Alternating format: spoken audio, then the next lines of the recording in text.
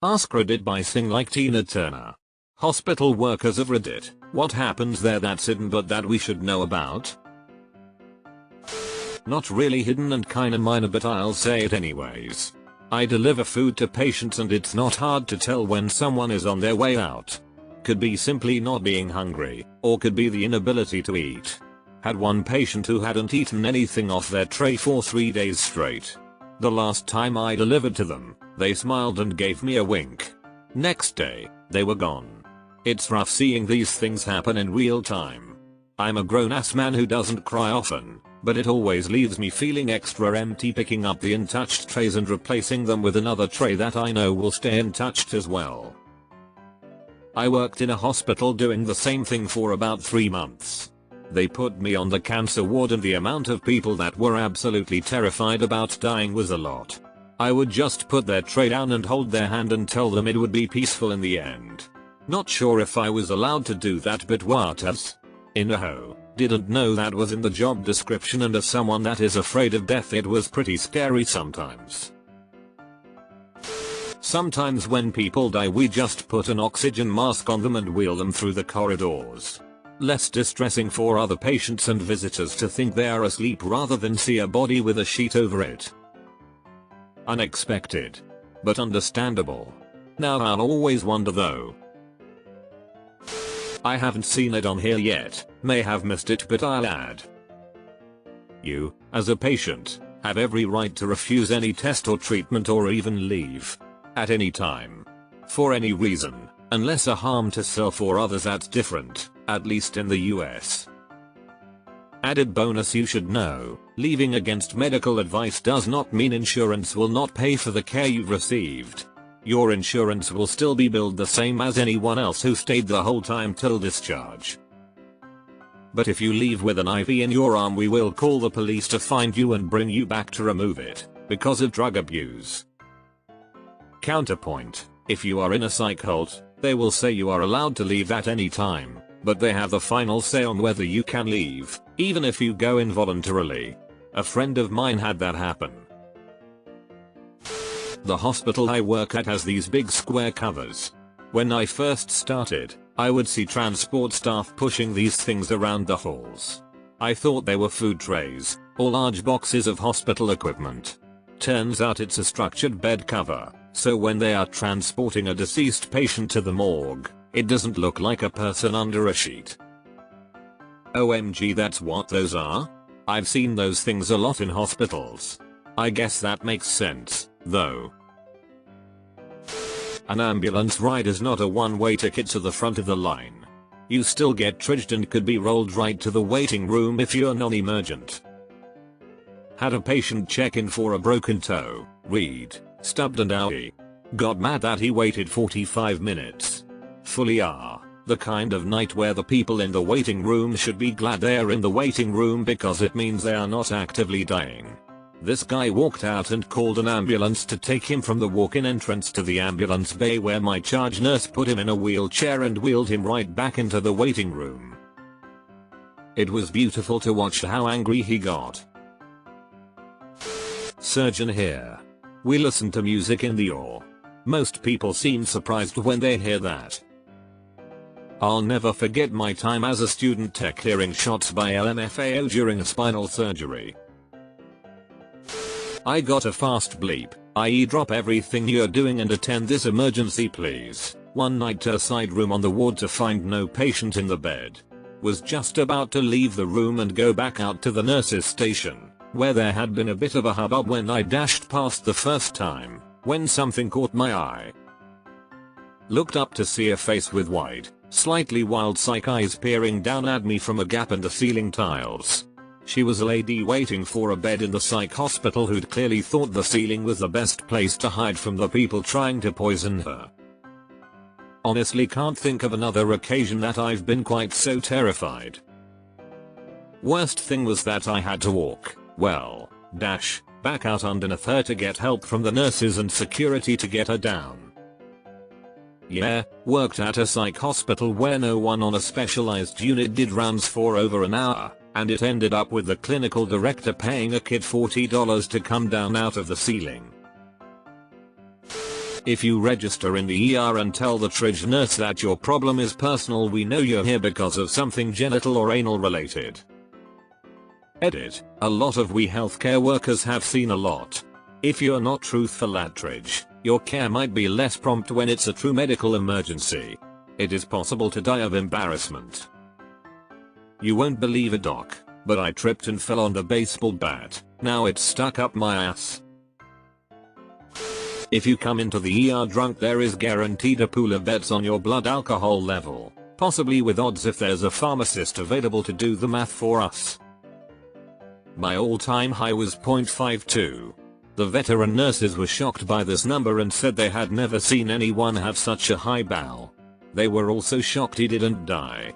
He slept for about 8 hours, woke up annoyed, then fled. Removed. This is the stuff that lets me know I wouldn't last in healthcare. I have such a weak stomach. I gag at everything even remotely gross. I'd have thrown up. You were horrified and the patient was probably horrified too. Good on you for being so professional and nonchalant about it. In the ICU you spend a lot of time keeping corpses alive until their family comes around or their body gives out. Oh, Jesus ain't ready for her yet.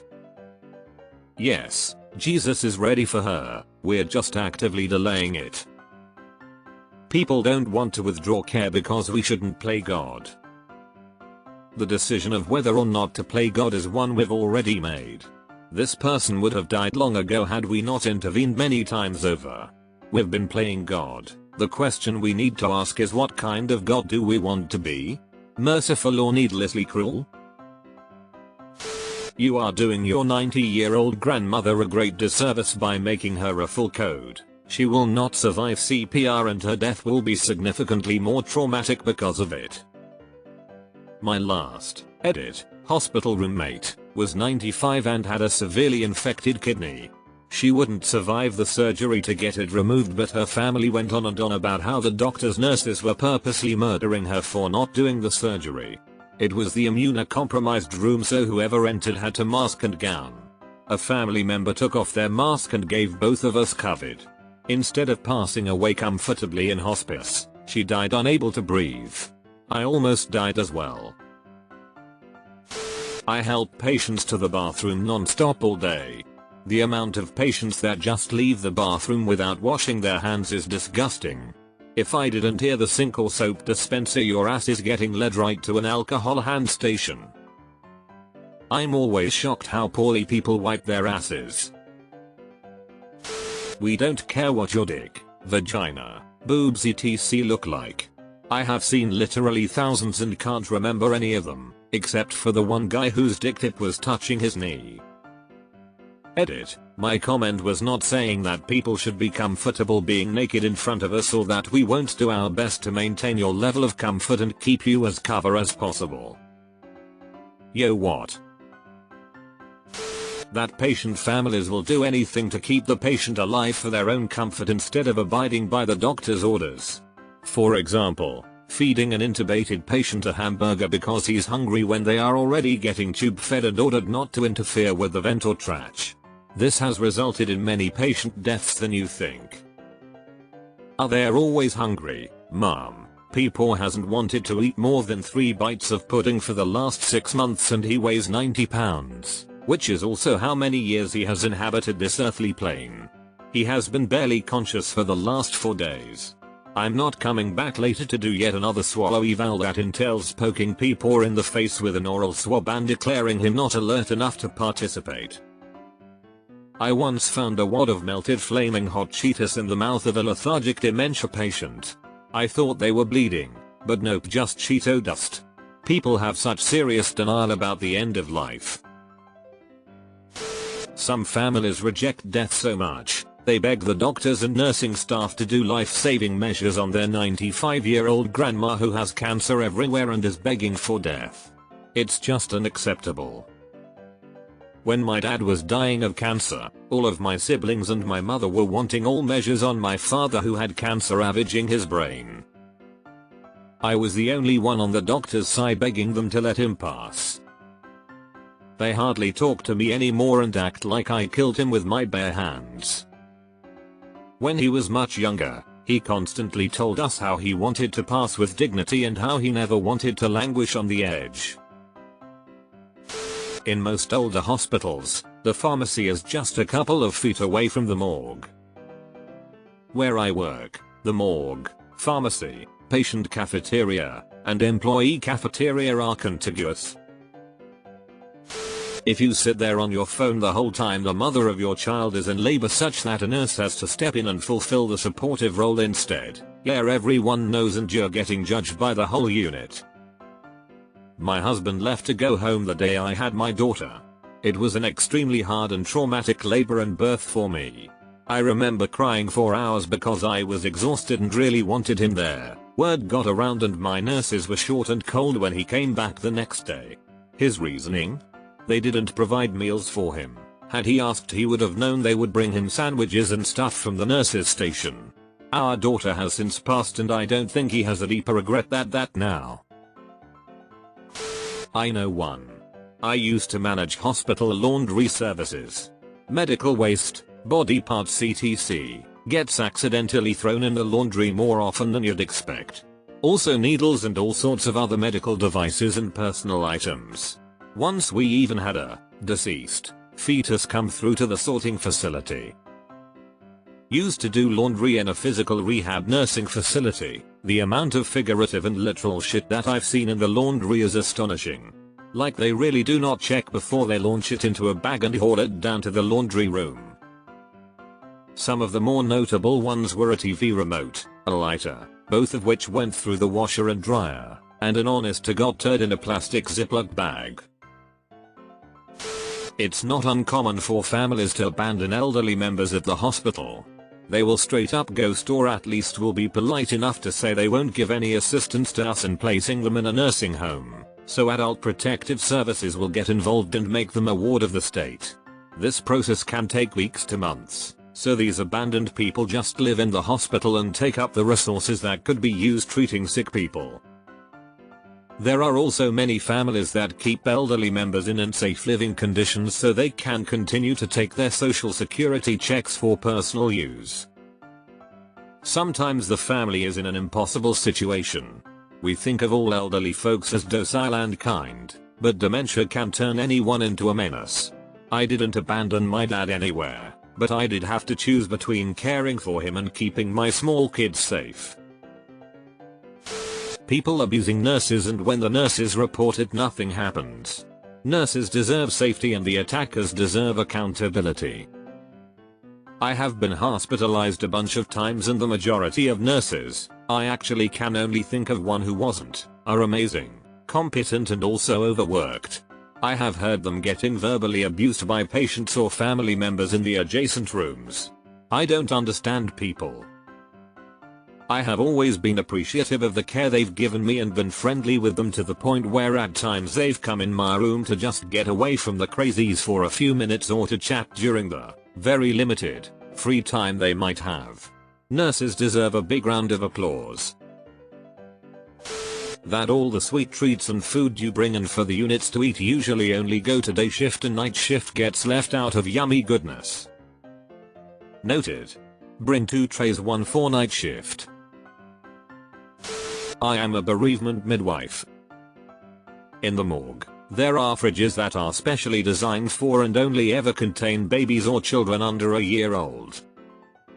I've had to transfer babies down there and I hate it when there is another baby there, but I feel relief that the baby I've transferred isn't alone.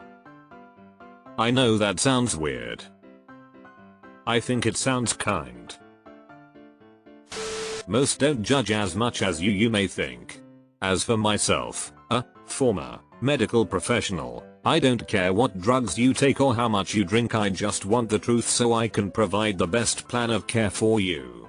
For example, if you're an alcoholic or addicted to benzos, I need to know to prepare for possible withdrawals that can become deadly.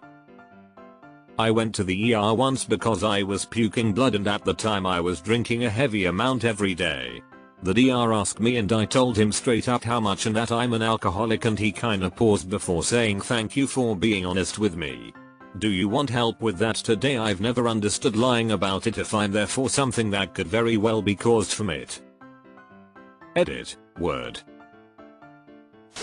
Someone died in the bed you're sitting in. Yes, this. I was shook the first time I had a patient die, and within the hour after we did post-mortem care and took the patient away, they had a new patient for us in that same bed. More often than not, they are beyond short-staffed. Deleted. When nurses MDs etc are laughing joking with each other, it is a coping mechanism. We aren't trying to be rude, we are compartmentalizing the trauma that we see all day every day. If we don't lighten the load we would cry all day and never come back to work. It's literally the only way to watch a baby die and then deal with screaming Karen next door without punching them in the face. Scrubs Season 2, Episode 6. Dr. Cox's speech about why we make jokes describes it perfectly. That is why we distance ourselves, that's why we make jokes. We don't do it because it's fun. We do it so we can get by. And sometimes, because it's fun. But mostly it's the getting by thing. There is sex and drama, but not in a Grey's Anatomy way, more of an overgrown high schoolers shoved together in really stressful situations way. And not as much sex as Grey's, though maybe I'm just ugly and not in on the scene. I work for a hospital as the guy who does the discipline and terminations. Outside of people just straight up not coming to work anymore, these are most of my cases. Employee X sleeps with employee Y, new employee shows up and starts sleeping with employee Y, and now employee X is fighting the new person in the hallway at 6 AM. Also, a lot more nurses and doctors show up to work under the influence of drugs and alcohol than you can imagine. I work in outpatient specialty pharmacy, which means we do a lot of discharge meds and oral chemotherapy. Insurance is the biggest scam and actively makes patient outcomes significantly worse because they delay treatment or put insane limits on the meds they will cover. There are lots of cancer patients who die while waiting on their insurance to cover the medication they need to survive. On the off chance I ever see any health insurance executives, it's on site. They are evil corporations and I would personally beat the shit out of every single one of them if I got the chance. The nurses have no control over your food trays. Do everything to keep them alive only serves the family's feelings, not the patient. Best guess is at least 25% of any all equipment is not in good functioning order. Most hospitals are dangerously understaffed and cut from very important areas, such as cleaners. So take that information and do with it as you will. A whole lot of unnecessary suffering that families bring upon their supposed loved ones. Imagine how horrified you'd be if your friend told you they are putting their elder dog Luna on a ventilator because, after her aging achy hips failed her and they did a hip replacement, Luna got pneumonia. Of course she can't eat anymore, so they will put a feeding tube in her and feed her. Then they will have people clean her up when she shits on herself, but at least they don't have to worry that she will pee on herself because after the pneumonia her kidneys failed and now she's on dialysis. They visit her a couple times each week because they love her. No, that's considered inhumane to do to a dog. We do it to millions of elderly humans though. You should have heard the backlash I got when I admitted that I believed medically assisted suicide should be an option for, at minimum, terminal patients. I don't think I've ever offended so many people at once.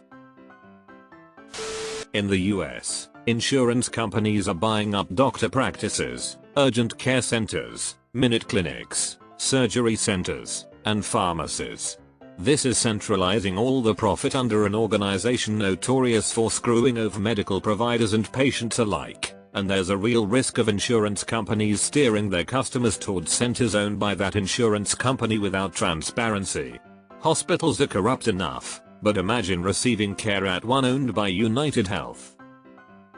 The hospitals also want to become insurance companies. This is the only way they can actually cut providers out of the revenue stream entirely. If insurance is paying, the provider's documentation generates the bill. But if a hospital system achieves clinically integrated network status, They negotiate directly with employers to ensure lives rather than accept payments. Then the incentive to provide care other than ration care reverses. Then all the hospital need do is maintain some arbitrary benchmarks of adequate health and do nothing more for the patients unless it is demanded by someone. They collect the dollars up front and enrich the business and management class of employees with bonuses for cutting staff and thereby are ensuring less care delivery. We actually really care about you. You aren't a number to us, and when you have an unexpected outcome, we grieve and have to support each other and have care conferences to process our feelings. Sometimes we even need some time off of work to emotionally recover.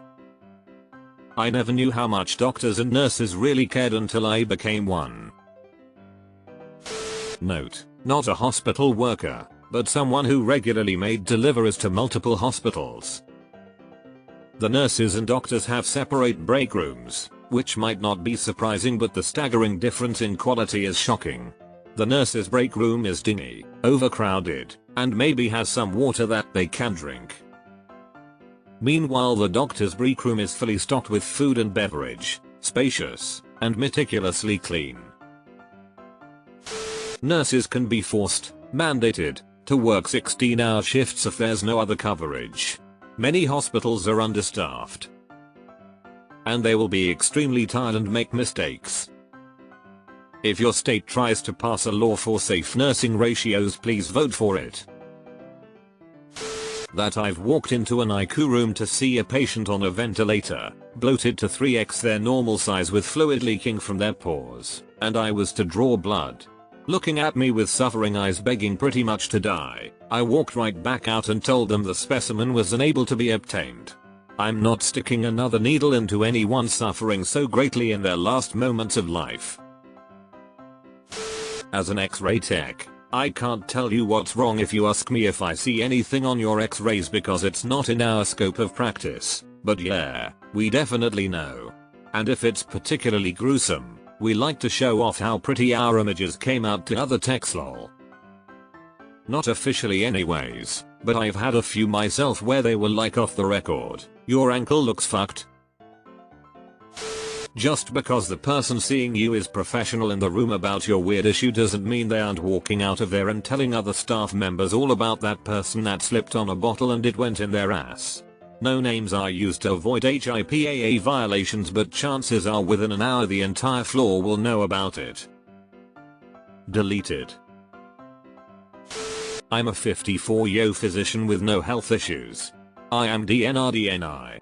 Fuck that chest compression intubation shit, let me go. Dead bodies are moved to the morgue in special stretchers. You can't see the person at all. It just looks like an empty stretcher. IDK, what fancy hospital you work at? Every ED I worked at would place patients in a white bag and cover them with a sheet. We have mice in the lab, and they're not for experimentation. Family members demanding something be done because they weren't like this before, but you can't reverse 40 years of damage and abuse to your body in a day. Things are going to give out and there's no coming back from it. I'm not in the medical field at all, but I had a very awkward experience in the ER one night. I had fallen off a porch the day before and pulled some muscles in my back. The next day I decided to go to the ER because I was having a hard time standing up and sitting down. The ER was swamped that evening and didn't have any rooms available. They had some hospital beds set up in the hallway and took me to one of those. Not being able to sit or stand upright, I just leaned against it trying to be out of the way. About 20 feet away was a daughter room. I could hear a lot of commotion, followed by the doctors leaving the room looking a bit disheveled. About 10 minutes later a family was escorted into the room. There was a lot of wails and sobbing. I could overhear a doctor and nurse talking. The guy had been in a really bad motorcycle accident and had died. The commotion I heard was to my knowledge him dying and the doctors trying to save him. I'll never forget making eye contact with the mother when she came into the hallway to make a phone call and notify their family that he was dead. I felt like a piece of shit. I was getting seen because I got drunk and fell over a railing and her son was dead. I had one 92-year-old woman whose family refused to make DNRDNI. She coded and I could feel her ribs literally cracking beneath my hands as I did CPR. She didn't make it. Her family screamed at us saying we should have done something more to save her. Even when us trying to save her is what killed her. How often we have to hide how we are made to feel. Patients blame staff for systemic issues. It's not your nurse's fault the wait time is long. It's not the individual staff that created the big picture issue. Most of us are trying our best in an unappreciated field and are here trying to help. Everything falls on the direct care staff. No housekeeping. Guess who's swinging a mop? Nutritional services are short. Guess who's handing out trays? Security is short and a patient in psychological crisis is strangling their roommate. Guess who has less help intervening? If we are short ancillary staff, then it's just the RNs to pick up the slack.